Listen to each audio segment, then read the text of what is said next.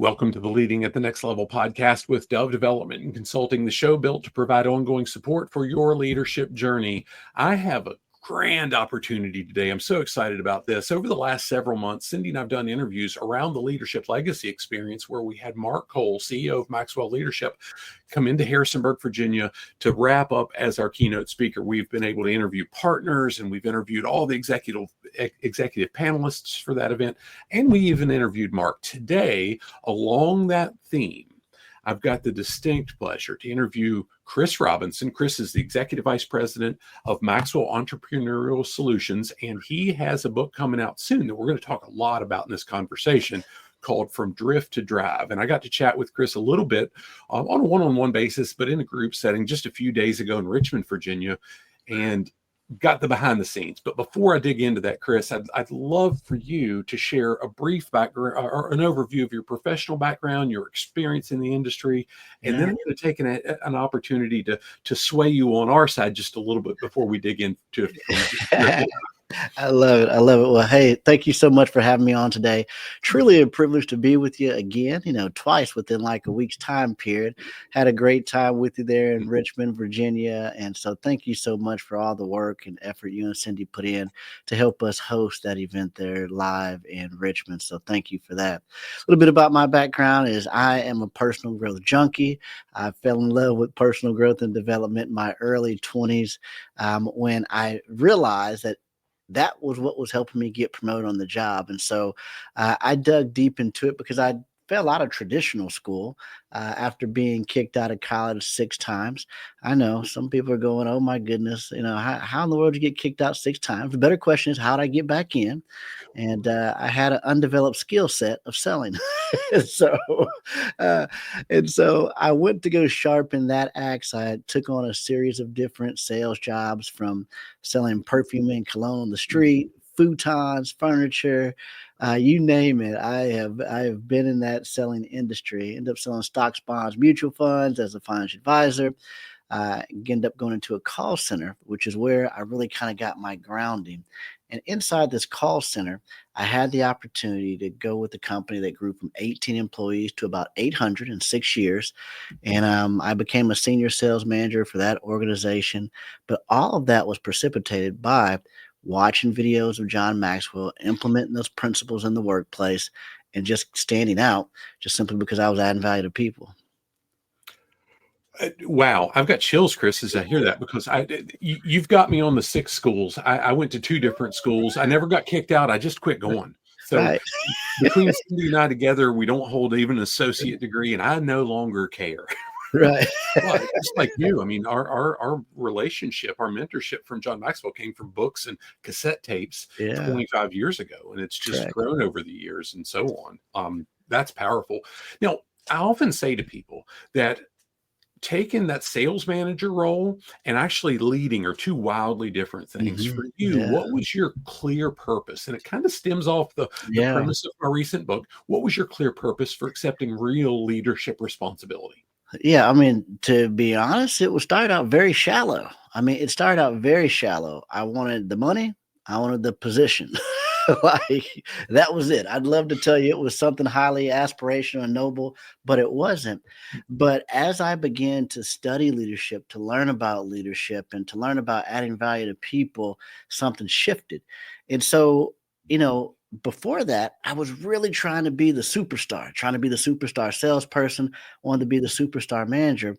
But I remember distinctly reading in the 21 Laws, and it showed this graph. On page 5 was showing, a graph that showed your success dedication on a scale of 1 to 10. And, if you got to an 8, that's typically what gets you promoted. But then on page 6, it showed this graph that, hey, if you develop your leadership ability, then now, and your skill is over there, you've exponentially grown your potential. And something shifted in me that said, man, what if I stopped trying to be the star? What if I became a star creator? And when I decided to make that shift to try to help others become the star, and figured out that I would be more valuable to an organization if I could create more of me versus just being one of me, that changed everything in the world for me.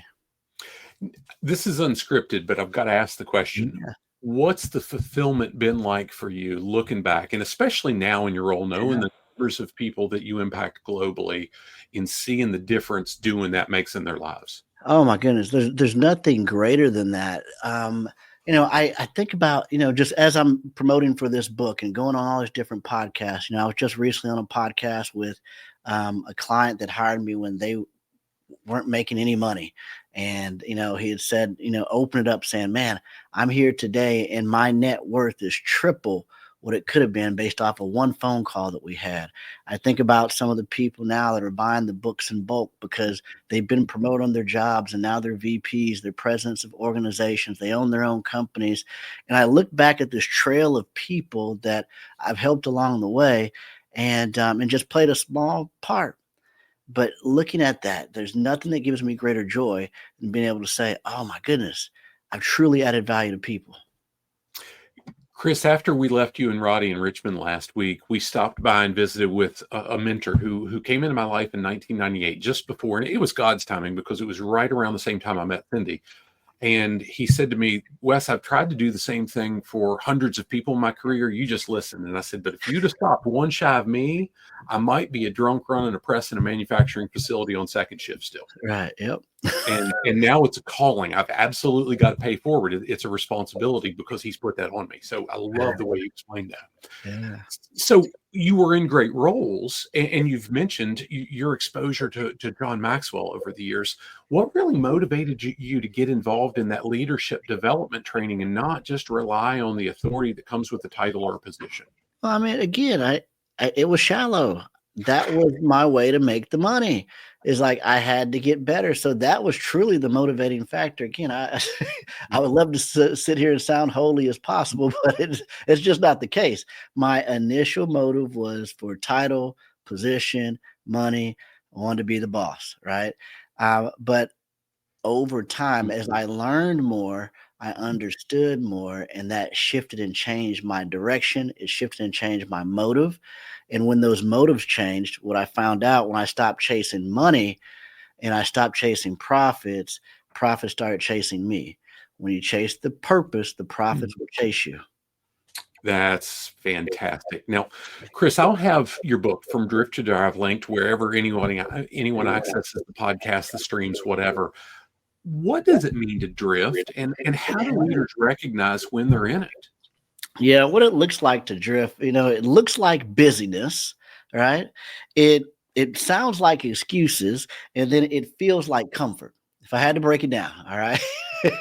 And then we would hear phrases like this: I'm too busy. I'll do that in a different season. Well, I'm doing better than most. Well, it is what it is.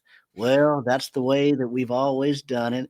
That's what it sounds like. So when we're in a drift, it's a fogginess. It's a place of comfort where we have come to a place where we've done just enough. We've done the work to get to the place, and now we're just kind of breathing and resting on our laurels. And so if you go back to the original meaning, and I talk about this book, I talk about complacency, but if you go back to the original meaning of complacency, it means careless security. Careless security. And so this is something that we feel like is comfortable and secure, but we're careless with it and we end up losing it. And what I see and why I focused on this particular topic is because I see this in top performers all around the world. We get the success, we begin to gather the things, and yet there's still a lack of fulfillment that's not there. And it's because we've attained the success, but what we're really looking for at that point is we're looking for significance. And so when you can make that shift from success to significance, it makes a great, great difference in your world. Now, one of the things that I've appreciated about interacting with everyone in Maxwell Leadership, and I'll say specifically you and Mark Cole, is you don't just tell me what to do. You give me a framework for doing that. Now, talk about the 7-step framework that you've built into the book that helps leaders move from drift into drive. Yeah, well, it's 7 steps, and I'll tell you the 7 steps, but I can break it down to 2 steps that really kinda shortcuts this. It doesn't shortcut it because I don't want you to think, "Well, I don't need these other steps," because in its completeness, it's gonna keep you moving in the direction that you wanna go. So, the two-step process is real simple. Learn a little bit, do a little bit, all right? Just go ahead and, hey, you know that you wanna go in a direction, go ahead and begin to learn about that, and then go ahead and do something about it, take action. But the 7 step process, if I look back at anything of significance that I've done in my life, I have integrated these 7 steps into getting there. The first step is clarity, meaning that you have to be clear on what it is that you want. You cannot have what you cannot see. And anytime that we begin to drift or we begin to just kind of stagnate or move slower, it's because we have a lack of vision of where we want to go. The second step is our gathering phase. The gathering phase is where we go when we gather information about the direction that we want to go. And we do that through books, videos, audios, courses, conferences. And that is how we front load the knowledge in order to get to where we want to go. But the third step is the most important. It's the filtering stage because in our past, our success was really based upon the information that we had access to. Today, it's based upon filtering the information that you have access to. So those in the gathering phase oftentimes feel, confused or overwhelmed because they're not filtering properly. It'll look like this. They're reading a book on one topic, watching videos on another topic, listen to an audio on another topic, going to a conference on another topic, and then getting coaching on a different topic. Go to why am I not getting there? You're not filtering. You're not filtering. So we want to line those things up. The fourth step after filtering is guidance, and that's really about getting insight and wisdom from those that have done what we wanted to do, want to do. The fifth step would be relationships. It's getting around like-minded people that are going in that direction that you want to go. The sixth step in this one is action. So you say, Chris, in the first one you said learn a little bit, then go ahead and do something. Why is there 5 steps in between, this one? Well, action, if you're going through the proper process of being clear, gathering, filtering, getting guidance and relationships, action should be a whole lot easier to do because you've got all the foundation in place to be able to make that solid founded actionable steps. And then of course the 7th step is evaluation. We have to reflect on our progress through honest assessment, and when we do that, that gives us a greater clarity to go back through that cycle again harder and faster than we did before. That's stinking powerful.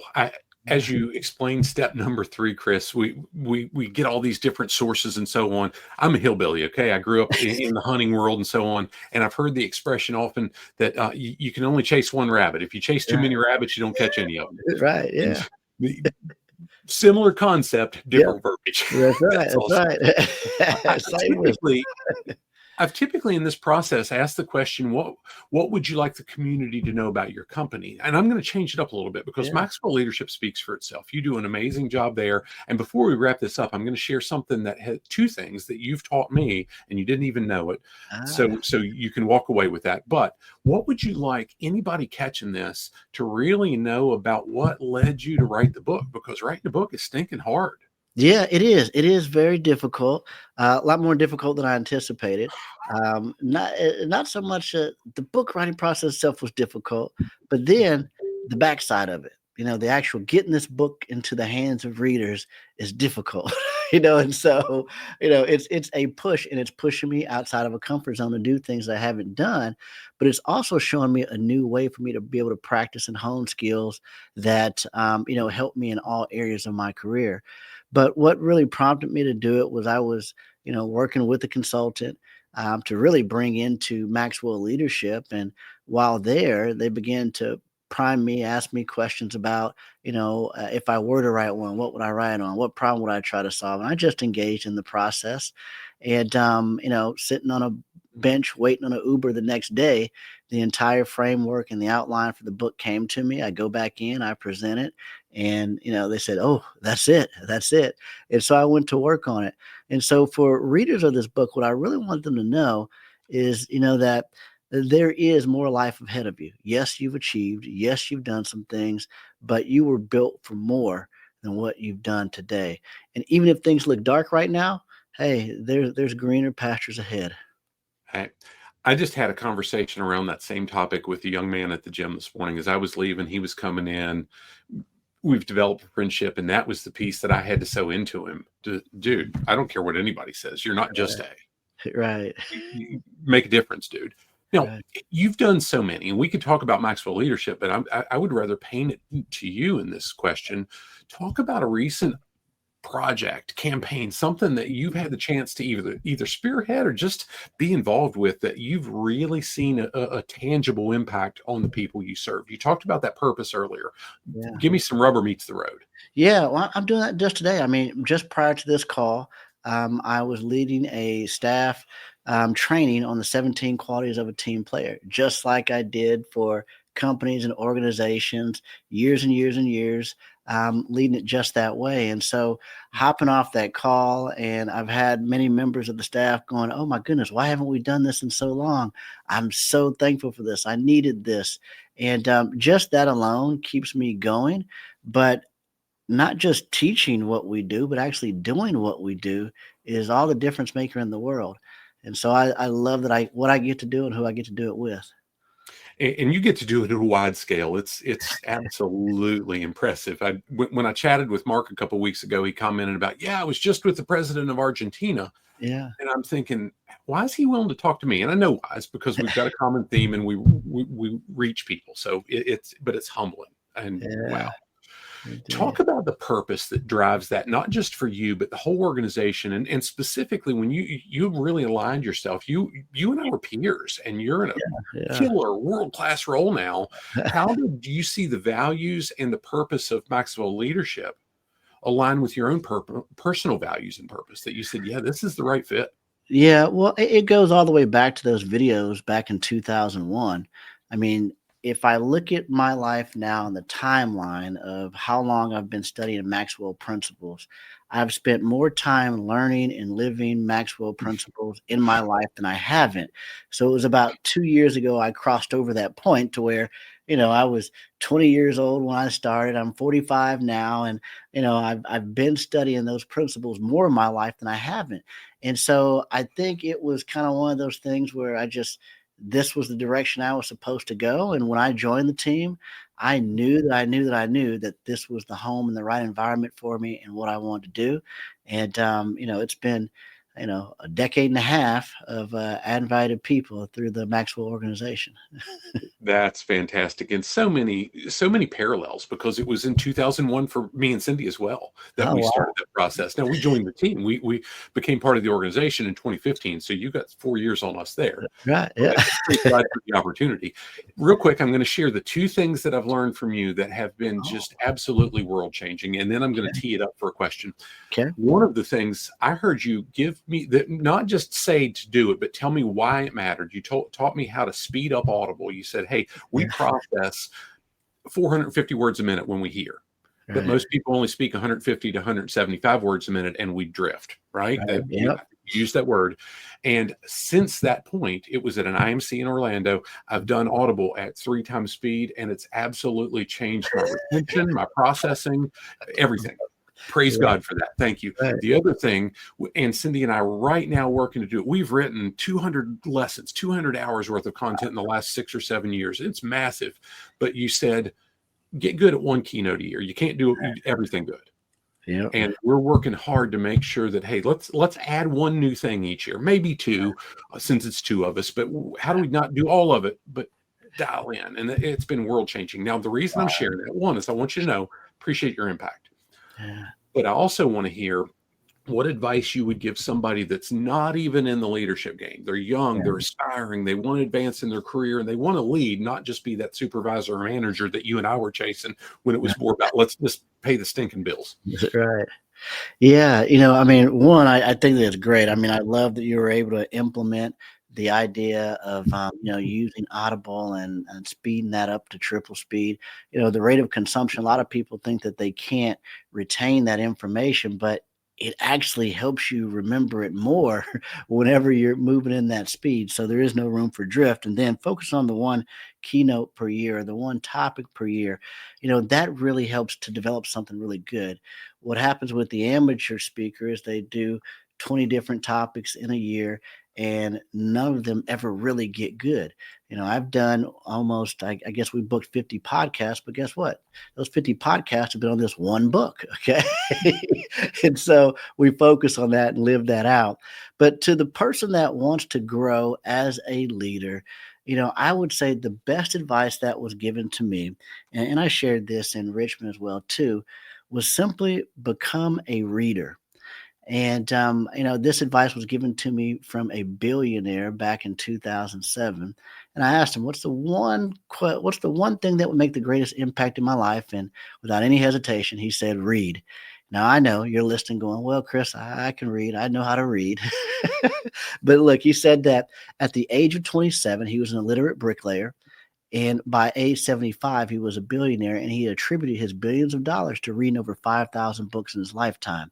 And so that was one of the first phases of getting really serious about reading, because I didn't read an entire book, in high school. I didn't read my first full book until I was 19 years old, selling perfume and cologne on the street. We had to come in and read out of Napoleon Hill's Think and Grow Rich every morning, and then I probably didn't read another book for another couple years. And it wasn't until I began to really shape what I was reading, get intentional about reading, that all the change in my life began to come. So when you say that, because you said it in Richmond a year ago, how often do you have somebody say, but Chris, I don't like to read? Yeah, that's great. I don't care. In transparency, I don't like to read either, but I like failing less. Right. Yeah. Yeah. Somebody says I don't like to read. Hey, look, I didn't like to read either, but my life reflected that. And so now there's other things that we can do, like Audible. We can do book summaries. We can do different things.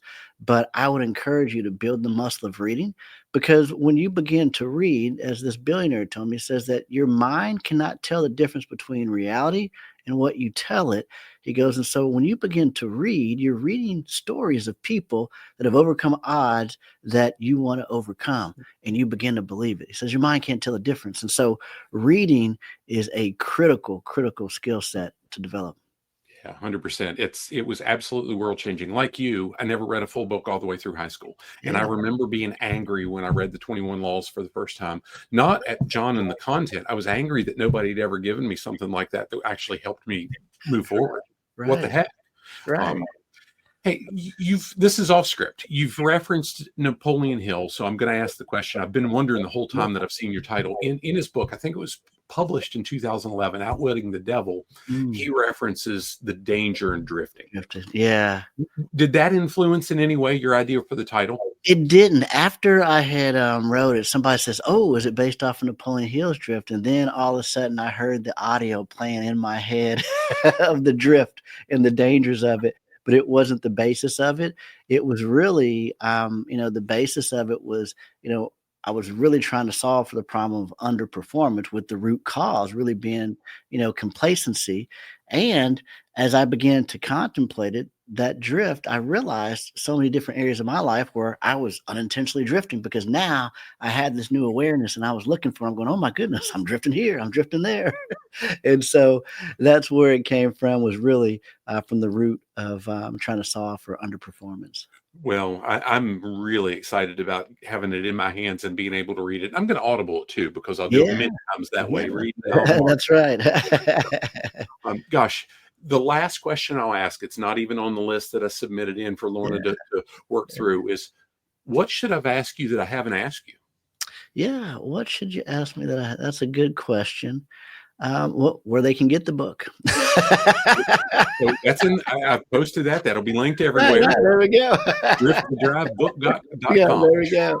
No, but I think there's nothing in particular. And again, I've done so many podcasts here recently. You're asking, questions.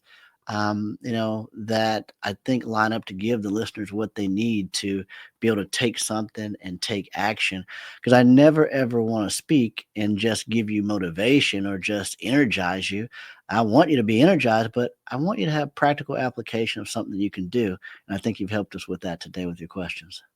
Well, Chris, I appreciate you taking the time. I appreciate the time that I had with you and Roddy last week in Richmond. More importantly, I appreciate the example that I watch you set for so many people. You're a blessing in our lives. Wow. Thank you. Thank you. Oh, if there's nothing else that you've got, I'll close it out and we'll make sure we're taking care of people, honoring their time. Yeah. So if you're catching this Leading at the Next Level podcast and you have a need for continuing education credit, send me an email at admin@dove-development.net and I can hook you up with a 45-day all complete access, no cost to our full Leading at the Next Level program. I think it's got north of 160 lessons in it now, all approved by the Society for Human Resource Management, Human Resource Certification Institute. Love to sew into you. If it's something that serves you, we can talk about long-term access and so on and so forth. But that said, Chris, thanks so much for taking the time. Look forward to seeing you again soon, and we'll call it done, sir. All right. Thanks a lot. Have a great day.